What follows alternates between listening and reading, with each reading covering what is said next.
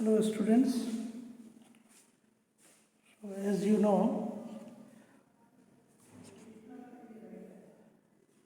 today we will finish the story The Enemy by Parles Buck. We are going to continue from where we left.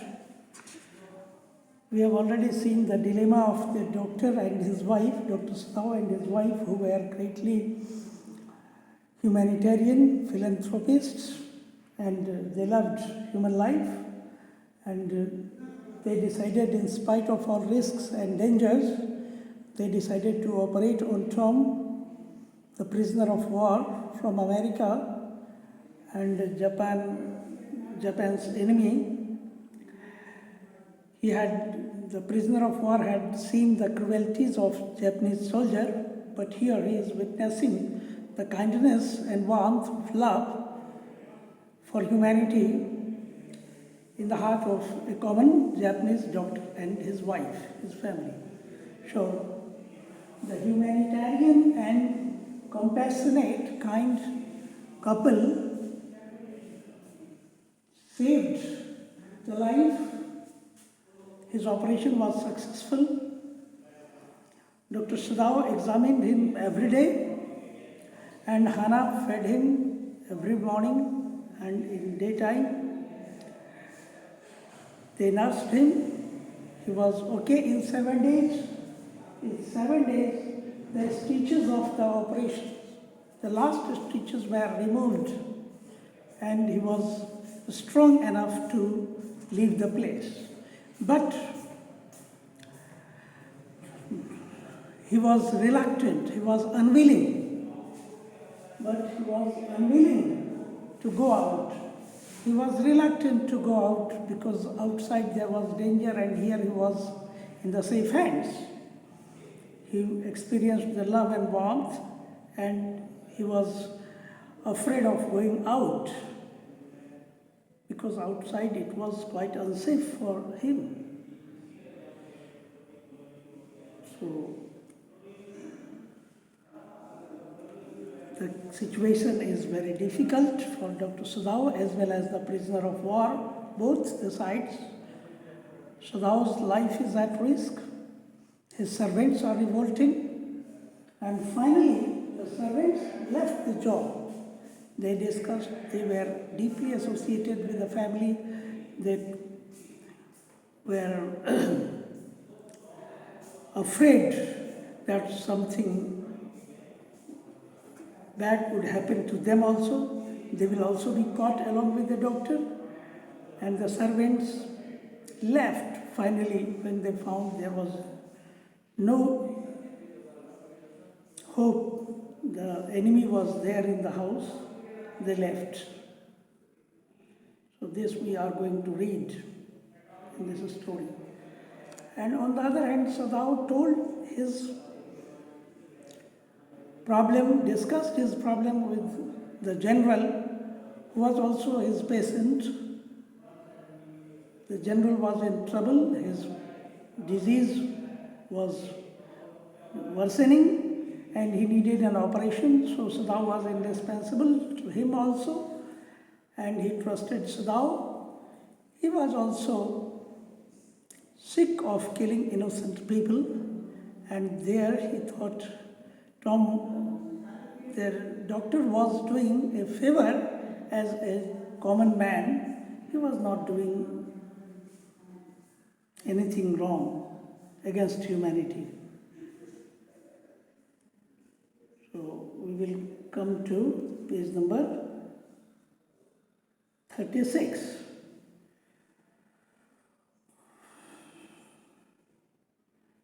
So after the operation, Hana went into the room and she entered, which she came for the first time. She saw him, summon him all his strength to prepare for some fearful thing, because for the first time Hana saw him in senses, and Hana apologetically assured him, "Don't be afraid. No harm is going to come to you here. I am not going to harm you." And the stranger was surprised, "How come you speak English?" and all that. It It was a long time in America. I was a long time in America, she replied.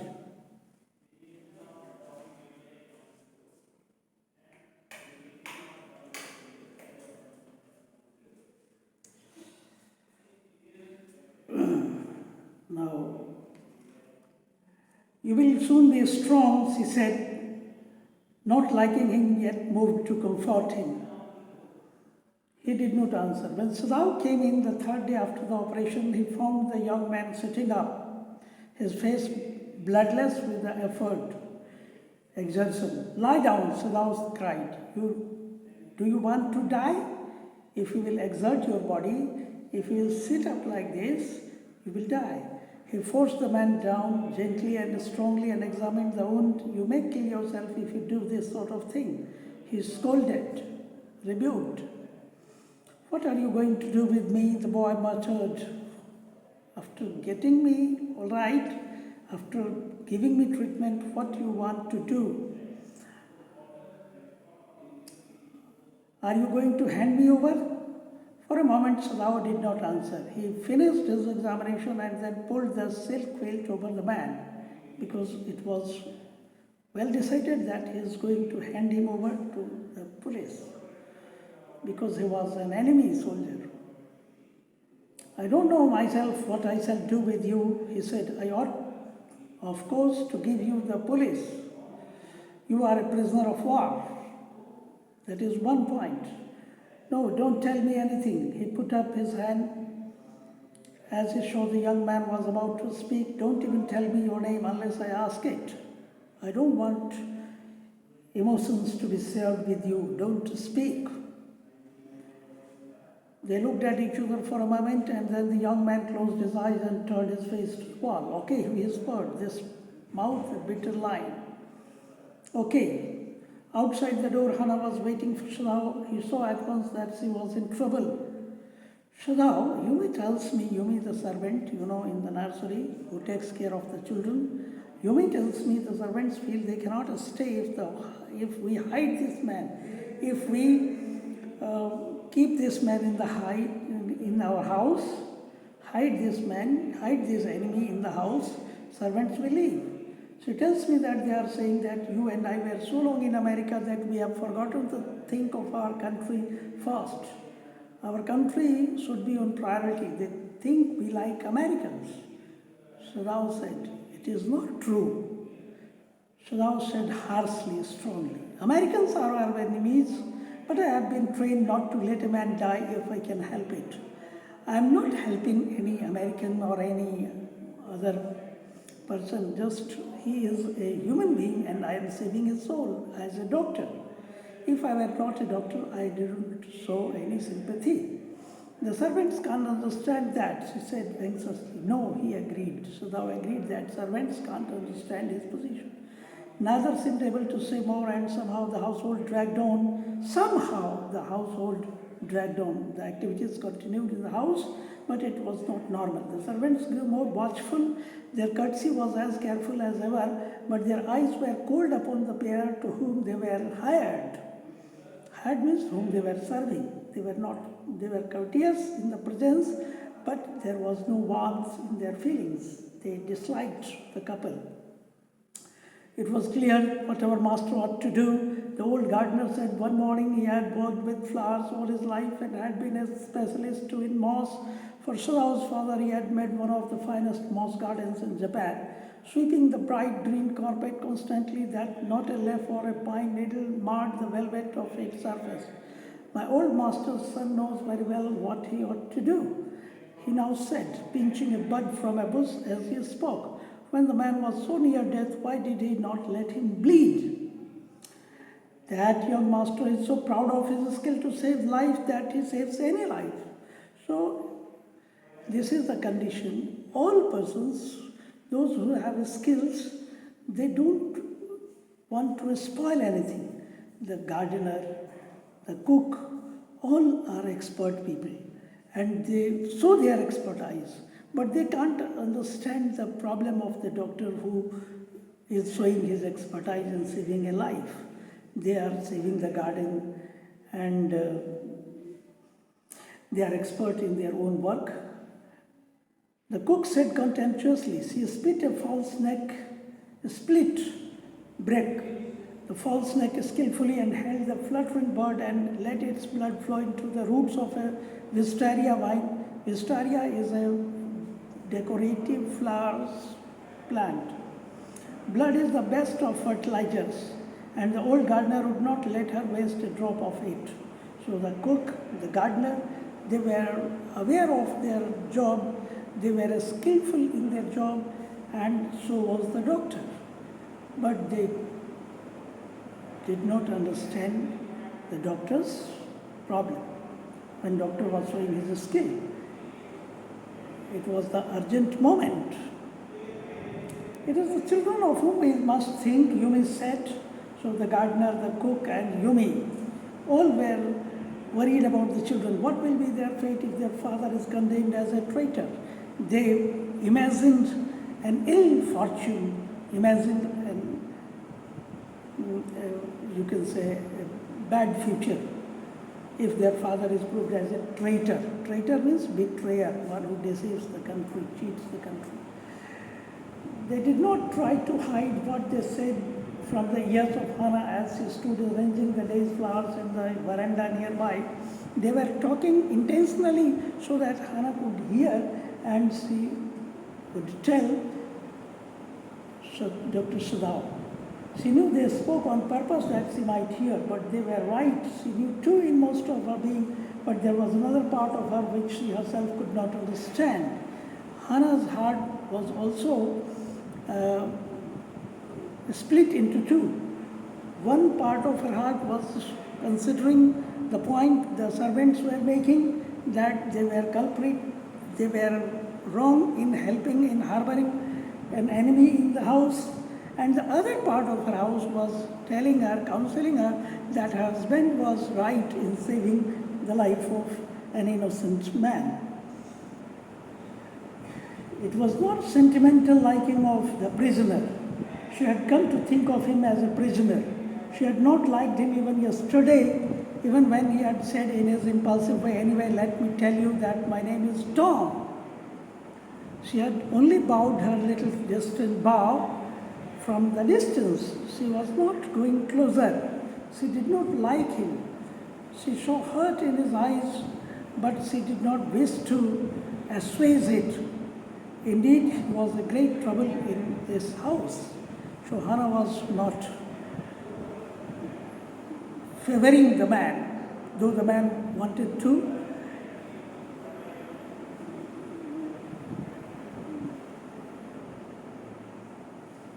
Convince Hannah, wanted to thank Hannah, but Hannah was making distance. As for Sadao, every day he examined the wound carefully. The last stitch had been removed, pulled out from this morning, and the young man would in a fortnight be nearly as well as ever. Sadao went back to his office and carefully typed a letter to the chief of police reporting the whole matter on the 21st day of February. This is the heading of the letter. He is writing a report to the superintendent of police, police officer, chief of police. The date he puts, on the 21st day of February, an escaped prisoner was washed up on the shore in front of my house. So far he typed, and then he opened the secret drawer of his desk and put the unfinished report into it. On the 7th day after that, two things happened. So Sadao was in the process of handing him over to the police, but he was waiting. It was for some time that he waited till the man recovered fully. It would take 15 days, and within that time he wanted to plan something on handing over him to the police. On the 7th day after that, two things happened. In the morning, the servants left together. The servants left the door, and the army general called Sadao. This is the event of the 7th day. Meanwhile, 7th day. Meanwhile, on the 7th day, these two things happened. The servants left together, Their belongings tied in large square cotton kerchiefs. When Hannah got up in the morning, nothing was done. The house was not clean and the food not prepared. Servants were leaving, and so they had done nothing. And she knew what it meant. She was dismayed and even terrified, but her pride as a mistress would not allow her to show it. Instead, she inclined her head gracefully when they appeared before her in the kitchen, and she paid them off and thanked them for all they had done for her. They were crying, but she did not cry. The cook and the gardener had served Sadao since he was a little boy in his father's house, and Yumi cried because of the children. So the servants were deeply attached with the household, and leaving that house was not easy for them. They were crying. But Hannah was not crying. She was holding her pride, telling them, convincing them that she was not wrong, that their intention was not wrong in helping the prisoner, in saving the life of a prisoner, and that they were not going to help him in any other way other than giving him or handing him over to the police. So Yumi cried because of the children. She was so grieving that after she had gone, she ran back to Hannah and assured her, if the baby misses me too much tonight, send for me. Send for me. I am going to my own house and you know where it is. Thank you, Hannah said, smiling, but she told herself in her heart, she decided that she would not send for Yumi, however the baby cried. She made the breakfast and somehow helped with the children. Neither of them spoke of the servants beyond the fact that they were gone. The couple were understanding each other. Hannah did the job, household job, and was tired. After Hannah had been taken morning food to the prisoner, she came back to Sadao. Why is it that we can't so clearly see what we ought to do? She asked him. Even the servants see more clearly than we do. Why are we different from other Japanese? Sadao did not answer Hannah's question. But a little later he went into the room where the prisoner was and said brusquely, fastly, today you may get up on your feet. I want you to stay up only 5 minutes at time. Tomorrow you will try it twice as long. It would be well that you get back to your strength as quickly as possible. Recover just as soon as it is possible. Once you are ambulant, once you are walking, once you gain strength, it would be easier for me to remove you from your house. My job will be done. As a doctor, I will make you well. She saw the flicker of terror on the young face. I told you, flicker of terror. He was unwilling to go out. That if I get well, I will be in trouble, I will be in danger, I will be at risk of my life. So the doctor wanted him to get well, but the patient did not want to get well so soon because getting well meant risk. You saw the flicker of terror in the young face that was still very pale. Okay, the boy murmured. Evidently he was determined to say more. I feel I ought to thank you, doctor, for having saved my life. I have not saved your life. I have simply treated your injuries. I have saved you from wounds, but I cannot save you from the soldiers, from the punishment. Evidently he was determined to say, I want to thank you. Don't thank me too early, Sadao said coldly. Don't thank me too early because I have not saved your life from safety. I have not guaranteed safety to your life. Your life is still at risk because you are an enemy. And the enemy's soldiers will be treated in the military way. I have only done my duty. I have saved you from the injuries. Terror as unmistakable as an animal's that was on the face of the patient. The scars on his neck were crimson, deep red for a moment. Those scars, what were they? Sadao did not ask. What were they? They might be of tortures, those red marks. In the afternoon, the second thing happened. So on the seventh day, the first thing happened, and the second thing was that Hannah working hard on unaccustomed labor. Unaccustomed means unhabitual of, not used to. So a messenger come to the door in the official uniform. Her hands went weak and she could not draw her breath to see the police. She feared something bad. The servants must have told already. She ran to Sadao, gasping, unable to utter a word, but by that time the messenger had simply followed her through the garden, and there he stood. She pointed at him helplessly to Sadao. Sadao looked up from his book. He was in his office, the other partition of which was thrown open to the garden from the southern side. What is it? Sadao asked the officer. He asked the messenger. Then he rose, seeing the man's uniform. Just to respect the uniform, he stood up. You are to come to the palace, the man said. The old general is in pain again. Oh, Hannah breathed. Is that all? All, the messenger exclaimed. Is it not enough? Is the message not clear that you are being called? Indeed it is, he replied. I am very sorry. When Sadao came to say goodbye, she was in the kitchen but doing nothing. The children were asleep and she sat merely resting for a moment, more exhausted from her fright than from work. Her fright had exhausted her, made her weak than the work she had done. I thought they had come to arrest you, she said. She expressed her fear, inside fear. He gazed down into her anxious eyes. I must get rid of this man for your sake. He said in distress, somehow I must get rid of him. And Sadao goes to see the general. And there in general's house, he discussed the problem. The servants left word and the army general called Sadao. Sadao told everything to the general, who assured him to send assassins to kill Tom. You will read this now.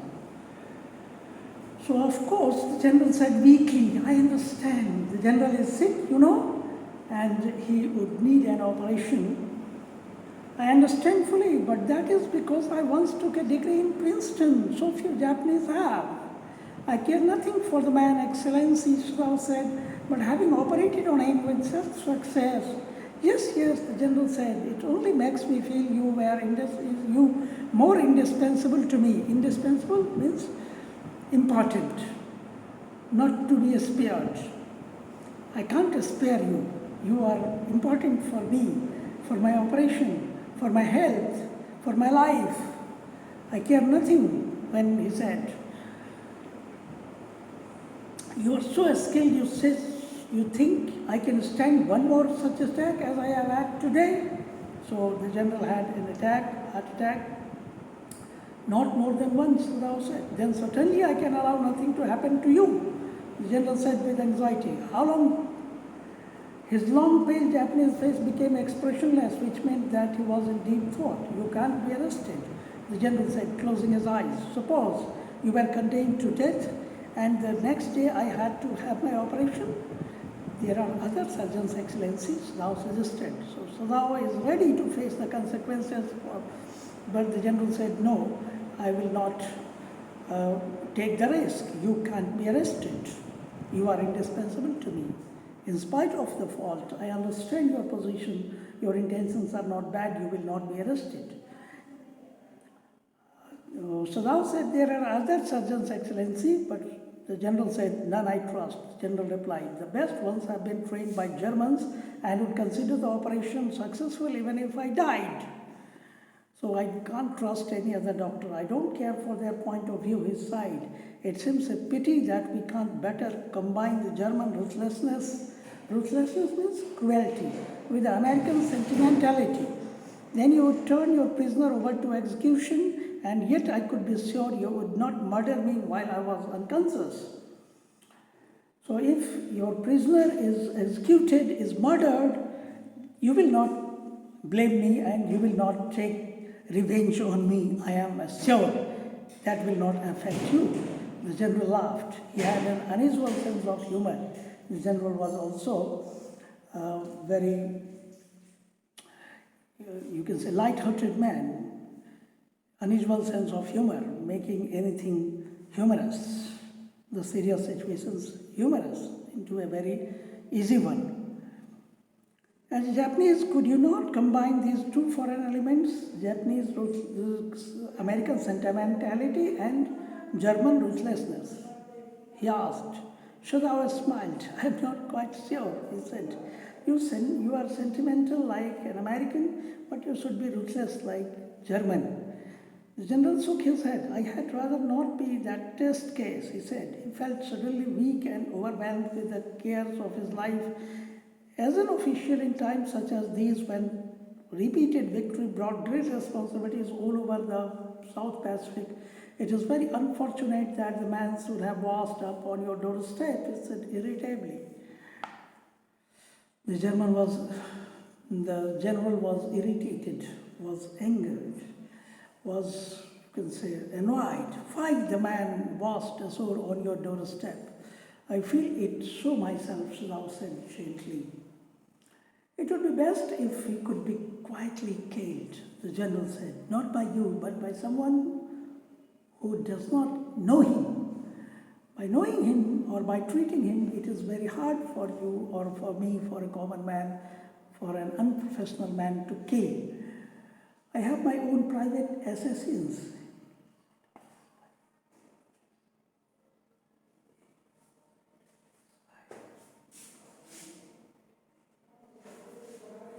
Assassins means professional murderers. Assassins. Private, my own confidential private killers. Suppose I send two of them to your house tonight, or better, any night. You need know nothing about it. It is now warm.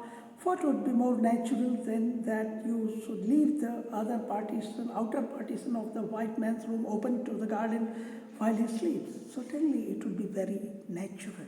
Shodhau agreed. In fact, it is so left open every night. Good, the general said, yawning. Yawning means, taking deep breath. They are very capable assassins. They make no noise and they know the trick of inward bleeding. If you like, I can even have them remove the body. Remove the body from his house. This is the general's idea. Shodhau considered that perhaps would be best. Excellency, he agreed, thinking of Hana. He wanted to remove the problem. Anyhow, he wanted to solve this problem. He left the general's presence and went home, thinking over the plan. In this way, the whole thing would be taken out of his hands. He would tell Hana nothing, since he would be timid at the idea of assassins in the house. And yet, certainly, such persons were essential in an absolute state. Absolute state means where king has the complete power, such as Japan was, ruled by the king, who has the total power, absolute power. How else would rulers deal with those who opposed him? Such assassins were indispensable for him. He refused to allow anything but reason to be the atmosphere of his mind. This time he was not sentimental. He thought reasonably with, you can say, common sense, and he accepted the plan. He went into the room where the American was in bed, but as he opened the door, to his surprise, he found the young man out of bed and preparing to go into the garden. What is this? He exclaimed. Who gave you permissions to leave your room? I'm not used to waiting for permissions, Tom said gaily.